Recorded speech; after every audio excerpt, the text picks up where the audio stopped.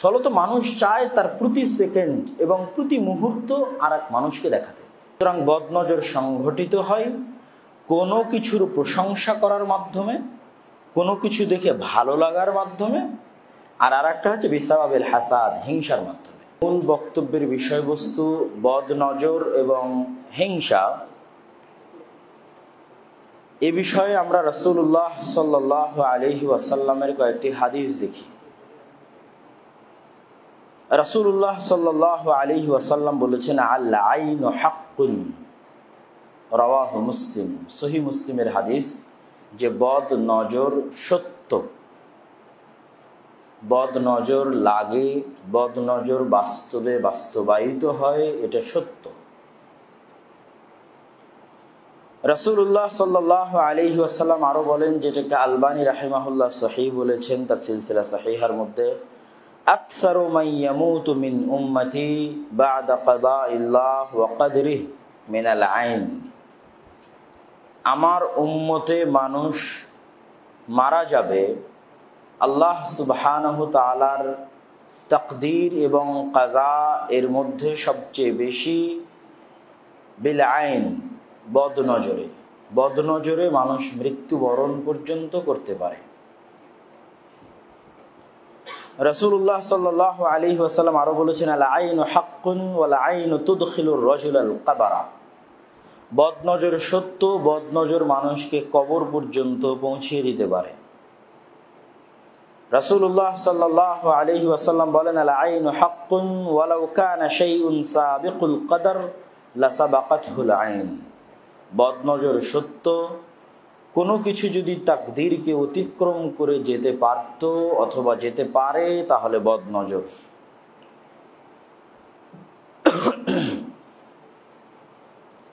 রাসূলুল্লাহ সাল্লাল্লাহু আলাইহি ওয়াসাল্লামের এই হাদিসগুলোর আলোকে স্পষ্টভাবে প্রমাণিত হয় যে বদনজর সত্য এবং বদনজরের প্রভাব আছে, এবং বদনজরের প্রভাব এত শক্তিশালী যে সেটি তাকদীরকেও অতিক্রম করে ফেলতে পারতে পারে, এবং বদনজরের প্রভাব এত শক্তিশালী যে বদনজর মানুষকে কবর পর্যন্ত তথা বদনজরের কারণে মানুষের মৃত্যু পর্যন্ত হয়ে যেতে পারে।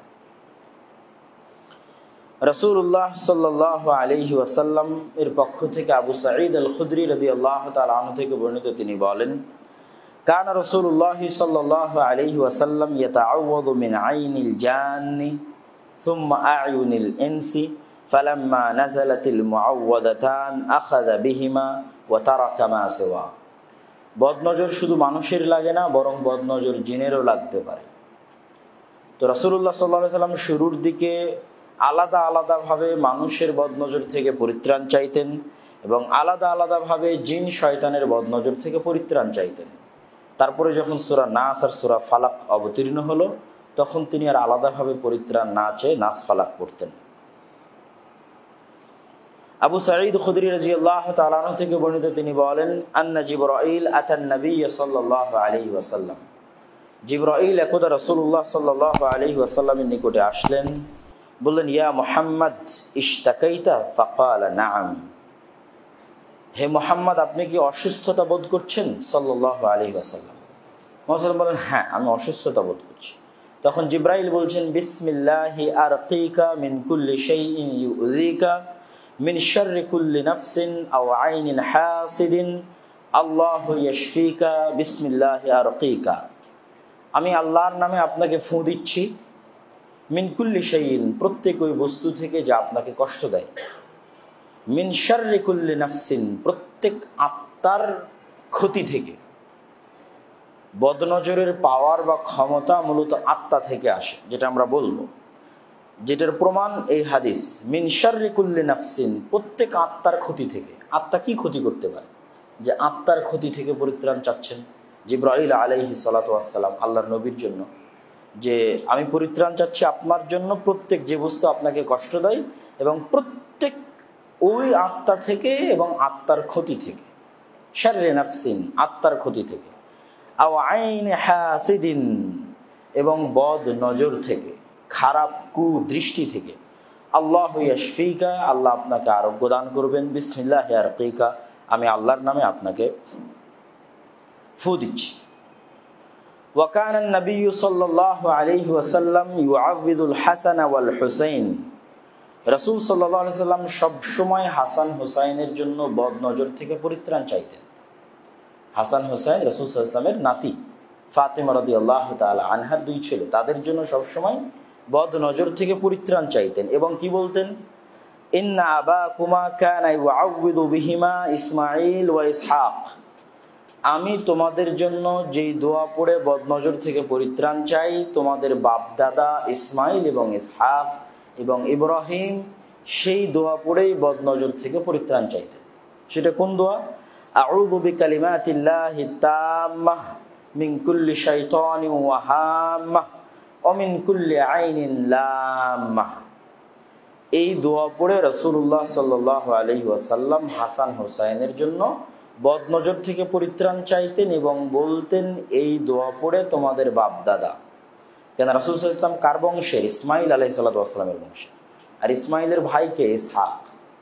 তো তোমাদের বাপ দাদা ইসমাইল, ইসহাক এবং তাদের পিতা ইব্রাহিম এই দোয়া পড়েই তাদের সন্তানদের জন্য আল্লাহর নিকটে বদনজর থেকে পরিত্রাণ চাইতেন।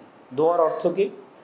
আউযু বিকালিমাতিল্লাহিত তাম্মাহ, আল্লাহর পরিপূর্ণ নামের মাধ্যমে, আল্লাহর পরিপূর্ণ কথা এবং বাক্যের মাধ্যমে আল্লাহর নিকটে পরিত্রাণ চাচ্ছে।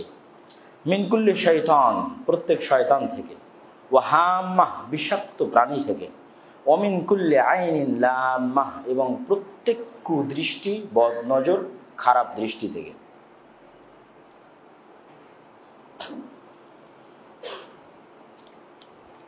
বদনজর কিভাবে মানুষের উপর প্রভাব বিস্তার করে? রাসূলুল্লাহ সাল্লাল্লাহু আলাইহি ওয়াসাল্লাম বলছেন, এখন যে হাদিসটা বলবো এই হাদিসটা বদনজরের হাকিকাত, বদনজর কিভাবে কাজ করে। আল আইনু হাক্কুন ওয়া ইয়াহদুরুহা শাইতান ওয়া হাসাদু ইবনু আদম, বদনজর কাজ করতে তিনটা জিনিস জড়িত হতে পারে। এক, মানুষের আত্মার মধ্যেই শয়তান বসবাস করে। অনেক সময় মানুষের আত্মাই মানুষকে খারাপের দিকে আহ্বান করে, শয়তানের প্ররোচনা ছাড়াই। এবং আত্মার এই খারাপ শক্তি আছে। তো একটা শক্তি যুক্ত হয় আত্মার খারাপ শক্তি, তার সাথে যুক্ত হয় মানুষের হিংসা, তার সাথে যুক্ত হয় শয়তানের চেষ্টা। তিনটা মিলে বদনজর বাস্তবে রূপায়িত হয়। হিংসা ছাড়াও বদনজর লেগে যেতে পারে আত্মার খারাপ প্রভাবের কারণে এবং শয়তানের সহযোগিতার কারণে। কিন্তু সাধারণত স্বাভাবিক অবস্থায় তিনটা জিনিসের সহযোগিতায় বদনজর মানুষের উপর প্রভাব বিস্তার করে। এক, অন্তরের যে মনের আত্মার যে কুপ্রভাব, এই কুপ্রভাব, মানুষের হিংসা এবং শয়তানের প্রভাব, শয়তানের চেষ্টা এবং প্ররোচনা এবং সহযোগিতা। তো যে কোনো মানুষের যখন কোনো প্রশংসা করা হয়,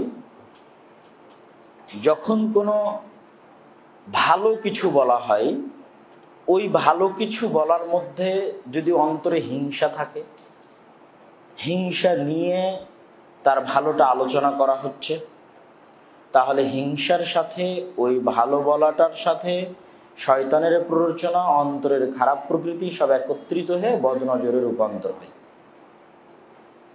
যদি হিংসা না থাকে তবুও ভালো প্রশংসা করে কিন্তু আল্লাহর কাছে দোয়া করে না বরকতের, তখনও বদনজর লেগে যেতে পারে। বদনজর লাগবে না কখন? যখন প্রশংসাও করবে এবং আল্লাহর কাছে দোয়াও করবে বরকতের। মানে আপনি যদি আমার বক্তব্য শুনে প্রশংসা করেন যে আব্দুল্লাহ খুব ভালো বক্তব্য দিল, তাহলে সাথে সাথে এই দোয়া করা উচিত যে আল্লাহ আব্দুল্লাহর জ্ঞানে বরকত দান করুন, আল্লাহুম্মা আমিন। তাহলে আপনার এই প্রশংসা বদনজরে রূপান্তর হবে না। না হলে যে কোনো প্রশংসা বাক্য বদনজর হয়ে যেতে পারে, যে কোনো প্রশংসা বাক্য। ইবনে হাজার আসকালানী রাহিমাহুল্লাহ বলেন, وكثير من الناس يثقم بمجرد النظر إليه وتضعف قواه وكل ذلك بواسطة ما خلق الله تعالى في الأرواح الشيطانية من التأثيرات. বলছেন মানুষ বুঝতে পারে না যে বদনজর কিভাবে কাজ করে। আমি তাদেরকে স্পষ্ট করে দিতে চাই যে আল্লাহ সুবহানাহু ওয়া তাআলা রূহের মধ্যে খারাপ প্রভাব রেখেছেন, সেটা একটা। ওয়ালিশিদ্দাতি ইরতিবাতিহা বিল আইন নিসবাল ফি'লি ইলাল আইন ওয়া লাইসাত হিয়াল মুআসসিরা ওয়া ইন্নামা তা'সীর লিররূহ। আসলে চোখের কোনো প্রভাব নাই, বরং প্রভাব অন্তরের, রূহের। আমি একজনের দিকে তাকালাম আর কিছু হলো এটা না, বরং আমার অন্তরে কি কল্পনা করছি, কি ভাবছি, কি বলছি, প্রভাব মূলত সেটার। ফাল্লাযী ইয়াখরুজু মিন আইনিল আইনি সাহমুন মা'নাবিয়্যুন। অন্তর থেকে যে খারাপ ইচ্ছা এবং হিংসা বের হয়, এটা এক প্রকার মানে বাস্তব জাদু নয়, অদৃশ্য জাদু, মানে জাদুর মতো, কিন্তু বাস্তবে জাদু নয়। মানুষের অন্তর থেকে যে খারাপ জিনিস বের হয়। ইনসাদাফাল বাদান আল্লাযী লা বিকায়াতা লাহু ফাউসিরা ফি। এই অন্তরের খারাপ কুদৃষ্টি শয়তানের সহযোগিতায়, মানুষের হিংসায়, যার ক্ষেত্রে এই বদনজর হয়, তার শরীরের যদি কোনো প্রকার বা তার অন্তরের যদি কোনো প্রকার সেফটি গার্ড নেওয়া না থাকে, তাহলে এটা তার উপর গিয়ে প্রভাব করবে। কি সেই সেফটি গার্ডগুলো, সেগুলো আমরা বলবো ইনশাআল্লাহ। ওয়া ইল্লা লাম ইয়ানফাযি সাহমু বাল রুদ্দা আলা সাহিবিহি ফাল আইনু তাহদুসু বিসাবাবিল ইজাব ওয়া বিসাবাবিল হাসাদ। সুতরাং বদনজর সংঘটিত হয় কোনো কিছুর প্রশংসা করার মাধ্যমে, কোনো কিছু দেখে ভালো লাগার মাধ্যমে, আর আরেকটা হচ্ছে বিসাবাবিল হাসাদ, হিংসার মাধ্যমে, যেটা আমরা আপনাদের সামনে পরিষ্কার করেছি। ইবনে হাজার আসকালানী রাহিমাহুল্লাহ ফাথুল বারীতে আরো বলেন, ইন্নাল আইনা তাকুনু মাআল ইজাব ওয়ালাউ বিগাইরি হাসাদিন। শুধু প্রশংসার মাধ্যমে বদনজর হয়ে যেতে পারে যদিও হিংসা না থাকে। ওয়ালাউ মিনার রাজুলিল মুহিব্বি, যদিও ওই ব্যক্তির পক্ষ থেকে হয় যে ব্যক্তি তাকে ভালোবাসে। ওয়ালাউ মিনার রাজুলিস সালেহ, যদিও ওই ব্যক্তির পক্ষ থেকে হয় যে ব্যক্তি সৎ মানুষ। সৎ মানুষের পক্ষ থেকে তার অন্তরে হিংসা নাই এবং সে সত্যিই তাকে ভালোবাসে, তবুও তার প্রশংসা বাক্য, তার ইজাব, তার আশ্চর্য হওয়া, তার গুণাবলী বর্ণনা করা, তার প্রশংসা বাক্য উচ্চারণ করা বদনজরে রূপান্তর লাভ করতে পারে যদি দোয়া না থাকে, বরকতের দোয়া না থাকে। যদিও ওই মানুষ সৎ হয়, যদিও ওই মানুষ তাকে সত্যি ভালোবাসে এবং তার অন্তরে হিংসা নাই, তবুও তার প্রশংসা বাক্য বদনজর হতে পারে যদি তার সাথে দোয়া না থাকে। এবং ইবনে হাজার আসকালানী রাহিমাহুল্লাহ দলিল পেশ করেছেন যে রাসূলুল্লাহ সাল্লাল্লাহু আলাইহি ওয়াসাল্লামের যুগে একটি বদনজরের ঘটনা, যে বদনজরের ঘটনা বিস্তারিত বর্ণনা করা আছে, যেখানে যার পক্ষ থেকে বদনজর লেগেছিল তার অন্তরে হিংসা ছিল না। মানে তিনিও একজন ভালো সাহাবী, কিন্তু তিনি প্রশংসা করেছিলেন, সামনের জনের চেহারা এবং শরীরের গঠনের প্রশংসা করেছিলেন যে অনেক সুন্দর সে দেখতে, কিন্তু কোনো প্রকার বরকতের দোয়া করেনি। ফলত সে সৎ মানুষ হওয়ার পরও, সাহাবী হওয়ার পরও তার বদনজর সামনের জনের উপর প্রভাব বিস্তার করে এবং লেগে যায়। আর হিংসা সহ বদনজর আরো কার্যকরী হয়। এবং আমরা জানি যে হিংসা হচ্ছে দুই প্রকার, একটি হিংসা জায়েজ এবং আরেকটি হিংসা হারাম। যে হিংসা বা যেটা জায়েজ সেটা হচ্ছে আরেকজনের কাছে যে নিয়ামত আছে ওটা ক্ষতি না চাওয়া, না চাইয়ে ওটা স্বাভাবিকভাবে পাওয়ার আশা করা, যে আল্লাহ আপনি তাকে এত ধন সম্পদ দিয়েছেন, আমাকেও যদি এরকম ধন সম্পদ দিতেন, অমুককে আল্লাহ এত জ্ঞান দিয়েছে, আমার যদি এরকম জ্ঞান হতো, কিন্তু আমি তার ধ্বংস চাচ্ছি না। এই ঈর্ষাতে কোনো সমস্যা নেই। আর ওই হিংসা হারাম, যে হিংসায় আমি চাচ্ছি যে ওর কাছে যা আছে ওটা ছিনিয়ে নেওয়া হোক, ওর কাছে যা আছে এটা ধ্বংস হয়ে যাবে, ও যে সফল হচ্ছে এই সফল যেন ও হতে না পারে। এই হিংসা হারাম এবং এই হিংসা হচ্ছে গুনাহের কাজ। এবং এই হিংসাই হচ্ছে প্রথম গুনাহ যা আসমানে সংঘটিত হয়েছিল, আর এই হিংসাই প্রথম গুনাহ যা জমিনে সংঘটিত হয়েছিল। আসমানে সংঘটিত হয়েছিল যখন ইবলিস হিংসা করেছিল আদমের জন্য, আর দুনিয়াতে সংঘটিত হয়েছিল যখন আদমের সন্তানেরা পরস্পরের জন্য করেছিল, আদমের দুই সন্তান হাবিল এবং কাবিল। এই জন্য হিংসা ভয়ঙ্কর এবং ভয়াবহ গুনাহ। এই জন্য রাসূলুল্লাহ সাল্লাল্লাহু আলাইহি ওয়াসাল্লাম হিংসা থেকে বহু হাদিসে মানুষকে বেঁচে থাকার জন্য বলেছেন, ইয়াকুমুদ-দন্না ফাইন্নাদ-দন্না আকযাবুল হাদিস। তোমরা ধারণা করা থেকে বেঁচে থাকো, ধারণা সবচেয়ে বড় মিথ্যা। ওয়ালা তাহাসসাসু ওয়ালা তাজাসসাসু, তোমরা গোয়েন্দাগিরি করিও না, আরেকজনের খারাপ দুষ্ত্রুটি অনুসন্ধান করার চেষ্টা করিও না। ওয়ালা তাহাসাদু, পরস্পরে হিংসা করিও না। ওয়ালা তাবাগাদু, পরস্পরকে ঘৃণার দৃষ্টিতে, নিচু দৃষ্টিতে দেখিও না। ওয়াকুনু ইবাদাল্লাহি ইখওয়ানা, তোমরা সবাই আল্লাহ সুবহানাহু ওয়া তাআলার বান্দা হয়ে যাও। এবং রাসূলুল্লাহ সাল্লাল্লাহু আলাইহি ওয়াসাল্লাম হিংসুকের জন্য যে ভয়াবহ শাস্তি বা গুনাহ এবং তার আমল নষ্ট হয়ে যাওয়া, এগুলো সবই তিনি এই বিষয়ে সতর্ক করেছেন, যেন মানুষ হিংসা করা থেকে বেঁচে থাকে এবং দূরে থাকে। এবং হিংসাও এক প্রকার গুনাহ। হিংসা থেকে আমরা কিভাবে বেঁচে থাকব? হিংসা থেকে বেঁচে থাকার জন্য কয়েকটি উপায় অবলম্বন করা যেতে পারে। এক, আইয়াকনা বিকাদাইল্লাহ ওয়া কাদারিহি ওয়া আতাইহি, একজন মানুষ যা পাচ্ছে, যা অর্জন করছে তা আল্লাহ প্রদত্ত এবং আল্লাহ সুবহানাহু ওয়া তাআলার ফায়সালা। তাহলে আমি হিংসা করছি মানে আল্লাহর ফায়সালার বিরুদ্ধে গিয়ে অবস্থান করছি।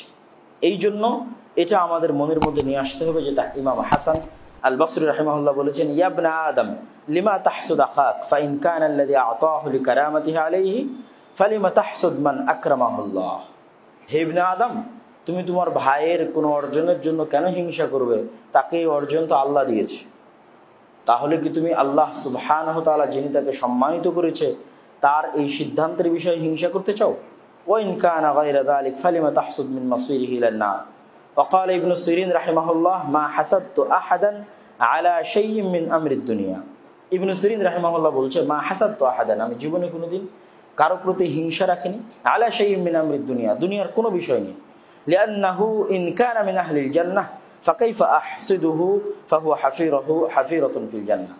আমি যার বিষয়ে হিংসা করব সে যদি জান্নাতের অধিবাসী হয় আর আমিও যদি জান্নাতে যাই, তাহলে আমি তার জন্য কেন হিংসা রাখবো? ওয়া ইন কানা মিন আহলিন নার ফাকাইফা আহসিদুহু আলা আমরিদ দুনিয়া ওয়া ইয়াসিরু আলান নার।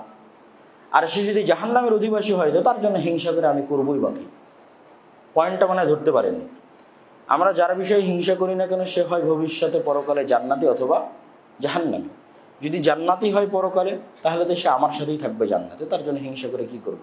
কেন আমিও তো জান্নাতের আশা করি আল্লাহর কাছে এবং জান্নাতের জন্য তো চেষ্টা করছি। তো জান্নাতের জন্য চেষ্টা করবে এরকম মুমিন আর এক জান্নাতির জন্য হিংসা রাখতে পারে? কখনোই রাখতে পারে না। জান্নাতে যাওয়ার চেষ্টা করতেছে এরকম কোন মুমিন কখনোই আর এক জান্নাতির জন্য হিংসা রাখতে পারে। আর যদি সে জাহান্নামী হয় তো আর জন্য হিংসা করে করবো কি? জাহান্নামে যে গেছে সেটা এমনি ধ্বংস হয়ে গেছে, তার জন্য হিংসা করারই বাকি আছে। তাহলে মানুষ তো আর এই দুইটার বাইরে যাবে না, জান্নাতি অথবা জাহান্নামী। এবং আমি কিসের চেষ্টা করছি? জান্নাতের চেষ্টা করছি। সম্মানিত উপস্থিতি, এবার আমরা আমাদের এই বিষয়ক আলোচনার শেষের দিকে কি কি বিষয়ের মাধ্যমে আপনি মানুষের বদনজর এবং মানুষের হিংসা থেকে নিজেকে পরিত্রাণে রাখবেন। এক, আল মুহাফাযাতু আলা আযকারিস সাবাহ ওয়াল মাসা। সকাল সন্ধ্যার যে জিকিরগুলো আল্লাহ এবং তার রাসূল সাল্লাল্লাহু আলাইহি ওয়াসাল্লাম মানুষকে শিখিয়ে দিয়েছেন, এই সকাল সন্ধ্যার জিকিরগুলো মানুষের জন্য রক্ষা কবচ, মানুষের শরীরের বাইরে সেফটি গার্ড, বর্ম তৈরি করে। শুধু বদনজর হিংসা নয়, শয়তানের আক্রমণ থেকেও হেফাজত করার জন্য, শয়তানের ওয়াসওয়াসা থেকেও হেফাজত করার জন্য। এই জন্য রাসূলুল্লাহ সাল্লাল্লাহু আলাইহি ওয়াসাল্লাম যত দোয়া শিখিয়ে দিয়েছেন সব দোয়া তিনি শয়তানের সাথে কানেক্ট করেছেন। প্রত্যেক ধাপে ধাপে সব দোয়া শয়তানের সাথে রিলেট করা আছে, যে তুমি যদি এটা পড়ো তাহলে শয়তান খাবে না, তুমি যদি এটা বলো তাহলে শয়তান ঢুকবে না, তুমি যদি এটা বলে বাথরুমে প্রবেশ করো তাহলে শয়তান দেখবে না। তাহলে এই দোয়াগুলো হচ্ছে শয়তান থেকে এবং এরকম যত অদৃশ্য শক্তি আছে এবং অদৃশ্য আক্রমণ আছে তার মধ্যে একটা হচ্ছে রুহের আক্রমণ, যেটা বদনজর এবং মানুষের হিংসা, এটা রুহ থেকেই বের হয়, মানুষের অন্তর থেকেই বের হয়। এটা থেকেও নিজেকে হেফাজত করার জন্য সহযোগিতা করবে এবং দুর্গ হিসেবে কাজ করবে। আল মুদাওয়ামাতু আলা কিরাআতিল ফালাক ওয়ান নাস, এবং সর্বদা সূরা নাস এবং সূরা ফালাক পড়াতে অভ্যস্ত হওয়া উচিত। নাস, ফালাক, ইখলাস 5 ওয়াক্ত সালাতের পরে, ঘুমানোর পূর্বে, এরকম সকালে বিকেলে সবসময় নাস, ফালাক, ইখলাস পড়তে অভ্যস্ত হওয়া উচিত। কেন এই নাস, ফালাক এবং ইখলাসের মাধ্যমে রাসূল সাল্লাল্লাহু আলাইহি ওয়াসাল্লাম ইহুদিদের জাদুর কবল থেকে রক্ষা পেয়েছিলেন এবং তিনি এটার মাধ্যমেই মানুষের বদনজর এবং মানুষের হিংসা থেকে পরিত্রাণ পাওয়ার চেষ্টা করতেন। সুতরাং এটাই সবচেয়ে বড় অস্ত্র যেটা আল্লাহ নাজিল করেছেন তার নবী মুহাম্মদ সাল্লাল্লাহু আলাইহি ওয়াসাল্লামকে মানুষের জাদু, মানুষের বদনজর থেকে হেফাজত করার জন্য। সেটা আমাদের অবলম্বন করা উচিত। 3, আল হাযরু মিন ইযহারি বা'দিন নিআম, সব সময় নিজের ভালো কিছু প্রকাশ করার চেষ্টা করা এটা উচিত নয়। যেটা আজকে আমাদের বক্তব্যের, যেই জন্য আজকে আমাদের বক্তব্য দেওয়া, সেই জায়গায় এবার আমরা চলে আসলাম। সেটা হচ্ছে আধুনিক যুগে মোবাইল আসার কারণে, ফেসবুক আসার কারণে, ইউটিউব টুইটার আসার কারণে মানুষের মধ্যে প্রদর্শনী, নিজের আর কোনো পার্সোনালিটি বা প্রাইভেসি আর মানুষ ভুলে গেছে। যে আমার ব্যক্তিত্ব এবং আমার নিজস্ব একটা জগৎ আছে যেটা শুধু আমার জন্য, এটা মানুষ হারিয়ে ফেলেছে। ফলত মানুষ চায় তার প্রতি সেকেন্ড এবং প্রতি মুহূর্ত আর এক মানুষকে দেখাতে, এবং প্রতি সেকেন্ড প্রতি মুহূর্ত আর এক মানুষকে দেখাতে গিয়ে এই কবল থেকে সে না নিজেকে বাঁচাচ্ছে, না তার সন্তান সন্ততিকে বাঁচাচ্ছে, এমনকি স্ত্রীকেও পর্যন্ত বিক্রি করে দিচ্ছে ফেসবুকের দর্শকদের কাছে সামান্য লাইক, সামান্য ভিউ, সামান্য কমেন্টস পাওয়ার জন্য। এবং প্রতিনিয়ত ছবি পোস্ট, সেলফি, এটা এক প্রকার মানসিক রোগ। এই প্রদর্শনীর কারণে কত শত সংসার এবং কত শত সন্তান এবং কত শত মানুষ বদনজরের শিকার হয়ে তাদের সংসার ভেঙে গেছে, বদনজরের শিকার হয়ে তারা অসুস্থ হয়েছে, তারা নিজেরও জানে না। কেন, আপনি যখন আপনার সন্তানের ছবি ফেসবুকে দিচ্ছেন, তো যতজন এই ছবি দেখছে এবং যতজন এই ছবির নিচে কমেন্ট করছে, তারা সবাই কি বরকতের দোয়া করবে? তারা সবাই বরকতের দোয়া করবে না। পার্সোনালি যখন একজনের সাথে সাক্ষাৎ হয় তখন আমরা বলতে পারি যে ভাই দোয়া করে, কিন্তু যখন আমি এটা উন্মুক্ত করে দিচ্ছি তখন তো আর এই দোয়ার বিষয়টা তো আর আমি মানুষের কাছ থেকে, সবার কাছে কতজন দেখছে চেয়ে নিতে পারবো না। আর ছোট বাচ্চার অন্তর দুর্বল হয়, ফলত বদনজর দ্রুত তার উপর প্রভাব বিস্তার করে। তো যখন আপনি এটা ফেসবুকে পোস্ট দিচ্ছেন এবং সবাই তার নিচে কমেন্ট করতেছে যে অনেক কিউট, কিউটের ডিব্বা, অনেক সুন্দর, তা এর সাথে যখন সবাই তো এর সাথে মাশাআল্লাহ বা বারাকাল্লাহ বলবে না, যারা কমেন্ট করছে না, যারা দেখছে তারাও তো বলবে না। পাশাপাশি কারো কারো অন্তরে হিংসাও তো হতে পারে। কতজনের আল্লাহ সুবহানাহু ওয়া তাআলা সন্তান দেয়নি, কতজনের হয়তো সন্তান দিয়েছে, তাদের সন্তান এত সুন্দর নয়, কতজনের সন্তান দিয়েছে, তাদের সন্তান হয়তো এত সুস্থ নয়। তো কারো অন্তরে যে হিংসা হবে না এটা তো নয়। আপনার নেয়ামত এবং আপনার ভালো কিছু দেখে তার অন্তরে যে হিংসা হবে না এটা নয়। হিংসা যদি না হয়, ভালো মানুষও যদি হয়, তবুও যে আপনার সন্তানের জন্য দোয়া করবে এটাও তো নয়। তাহলে আপনি আপনার সন্তানের ছবি ফেসবুকে পোস্ট করার মাধ্যমে আজকে আমাদের আলোচনায় যেটা বুঝলেন যে আল্লাহর নবী বলছে বদনজর সত্য, বদনজর মানুষকে কবর পর্যন্ত পৌঁছে দেয়, বদনজর মানুষকে অসুস্থ করে। আপনি আপনার সন্তানকে সেটার মুখোমুখি করে দিচ্ছেন এবং আপনার সন্তান হয়তো অসুখ বিসুখ হয়ে আপনি হাসপাতালে দৌড়াচ্ছেন। আপনি জানেন না যে আপনি একদিন ফেসবুকে ছবি পোস্ট দিয়েছিলেন তার বদনজরে আপনার সন্তান জ্বর, তার বদনজরে আপনার সন্তান অসুস্থ, এটা হয়তো আপনি জানেন। এখন কার বদনজরে হয়েছে তাকে কোথায় খুঁজবেন? কেননা বদনজরের একটা চিকিৎসার মধ্যে এটা আছে যে যদি ধারণা করা যায় এবং জানা যায় যে অমুকের পক্ষ থেকে বদনজর হয়েছে, তাহলে তার উজু করা পানি তার গায়ের উপর ঢেলে দেওয়া, তথা যে বদনজর দিয়েছে তার উজু করা পানি যার উপর বদনজর পড়েছে তার গায়ে ঢেলে দেওয়া বা গোসল করানো সহিহ হাদিস দ্বারা প্রমাণিত। এবং রাসূল সাল্লাল্লাহু আলাইহি ওয়াসাল্লাম বলেছে, তোমাদের কাছে কেউ যদি উজুর পানি চায় তোমরা না করিও না। মানে আপনার মনে যদি সন্দেহ হয় যে অমুকের কারণে আমি বদনজরের শিকার, তা আপনি এখন গিয়ে যদি তাকে বলেন যে ভাই আপনি একটু উজু করে পানিটা দেন, তো সে যেন না করে, যে কিরে আমাকে সন্দেহ করলো, এটা আল্লাহ রাসূল না করতে নিষেধ করেছে। চাচ্ছে উজু করে পানি দিয়ে দাও। তো যখন আপনি ফেসবুকে দিবেন, ওই হাদিসের আরবি হচ্ছে ইযাস্তাগসালতুম ফাগসিলু, যখন তোমাদের কাছে কেউ পানি চায় তখন তোমরা দাও, উজুর পানি দাও। তো যখন ফেসবুকে ছবি পোস্ট দিচ্ছেন তখন কার বদনজরের শিকার আপনার সন্তান হচ্ছে আপনি জানেন না। এবং সেলিব্রিটিদের সংসার কেন টিকে না? সেলিব্রিটিরা তাদের প্রতি সেকেন্ড এবং প্রতি মুহূর্তের তাদের পারস্পরিক স্বামী স্ত্রীর ভালোবাসার দৃশ্য মানুষের কাছে প্রকাশ করে, যে আমরা এত সুখী আছি, আমরা এত ভালো আছি, আমাদের মধ্যে এত মিল মহব্বত, 2 দিন পর তালাক। মানে ভালোবাসা ফেসবুকে প্রকাশ করতে করতে 2-3 দিন পর তালাক, নাই, বিচ্ছিন্ন হয়ে গেছে। অসংখ্য ঘটনা আপনাদের চোখের সামনে যারা আপনারা আধুনিক যুগের খবরাখবর রাখেন, এরকম অসংখ্য অগণিত ঘটনা। তার অধিকাংশ সম্ভাবনা হচ্ছে বদনজর।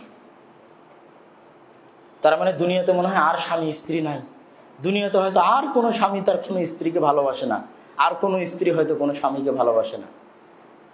এই যে নিজেকে, নিজের প্রাইভেসিকে ধ্বংস করে মানুষের সামনে প্রকাশ করে দেওয়া, এটা এখন এই যুগে এমন ফিতনার রূপ ধারণ করেছে মানুষের হাতে হাতে মোবাইল এবং মানুষের হাতে হাতে ফেসবুক যাওয়াতে, যে মানুষ এটাকে টাকা ইনকামের মাধ্যম বানিয়ে নিয়েছে। যে নিজের স্ত্রীর ভিডিও, নিজের স্ত্রীর সাথে নিজের ভিডিও করে ফেসবুকে দিয়ে টাকা ইনকাম করবে। এটা আপনার সংসারকে ধ্বংস করে দিবে এবং মানুষের বদনজরে আপনার সংসার এবং আপনার সন্তান সন্ততি সবকে আপনি ধ্বংস করে দিচ্ছেন, মানুষের বদনজরের জন্য উন্মুক্ত করে দিচ্ছেন।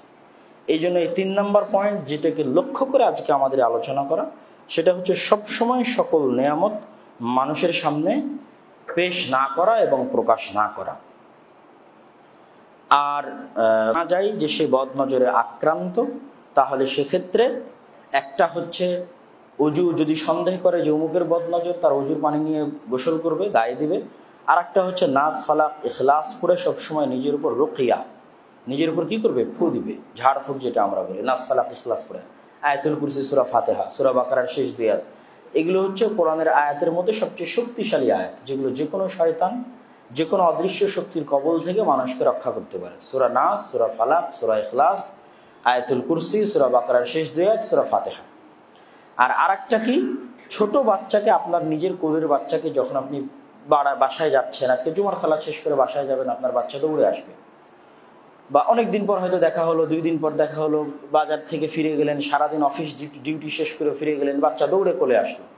তখন এই যে আমরা বিভিন্ন আদরের বাক্য বলি, ওরে আমার সোনারে, ওরে আমার ময়নারে, ওরে আমার ধনরে, এগুলো বলেন, সমস্যা নাই, কিন্তু তার সাথে অবশ্যই অভ্যাসে পরিণত করবেন যে বুকে জড়িয়ে নেওয়া মাত্রই, প্রথম সাক্ষাৎ হওয়া মাত্রই, যেটা আল্লাহর নবী হাসান হুসাইনের জন্য পড়তেন এবং যেটা আল্লাহর নবী বললেন যে ইব্রাহিম, ইসমাইল, ইসহাক তাদের সন্তানদের জন্য পড়তেন, আউযু বিকালিমাতিল্লাহি তাম্মাহ মিন কুল্লি শাইতানিন ওয়া হাম্মাহ ওয়া মিন কুল্লি আইনিন লাম্মাহ। এই দোয়াটা মুখস্থ করে নেবেন এবং সব সময় নিজের সন্তান সন্ততির জন্য পড়তে থাকবেন।